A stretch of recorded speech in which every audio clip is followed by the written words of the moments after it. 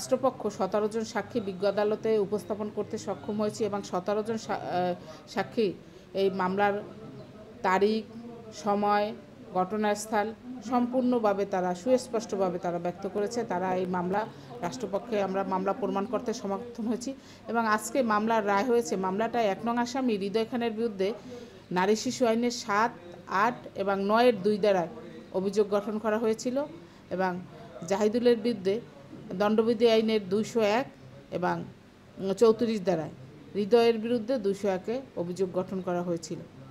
তো নারী শিশু আইনের 7 ধারা এটা হচ্ছে অপহরণ।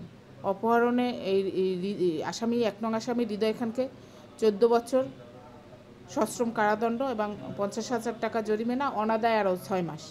এবং নারী শিশু আইনে 8 ধারায় তাকে এই আসামি 1 নং আসামি হৃদয় খানকে যাবজ্জীবন সাজা দেওয়া হয়েছে। 8 ধারাটা কি? 8 হয়েছে মুক্তিপণ দাবি করা এবং দণ্ডবিধির 201-এ তাকে 5 বছর সাজা দেওয়া হয়েছে। এবং যে মূল মামলা যে রেপের পর হত্যা, নারী শিশু আইনে 9-এর 2 ধারায় তাকে মৃত্যুদণ্ড, বিজ্ঞ আদালত তাকে মৃত্যুদণ্ড আদেশ প্রদান করছে এবং 2 লক্ষ টাকা জরিমানা, অনাদায় আরও 6 মাস।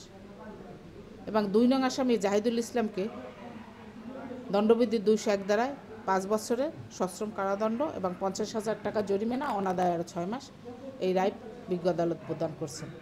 যে এই হত্যার মামলার যে বরগুনা জজ যে রায়টা দিয়েছে এতে আমরা খুশি। এটা রাষ্ট্রপতির কাছে এইটাই আবেদন করি যে এইটা কার্যকলাপ তাড়াতাড়ি দ্রুত ফাঁসির ব্যবস্থা হয়।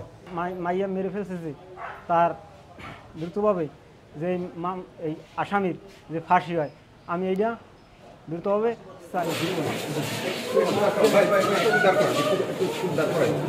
একটু ভিডিও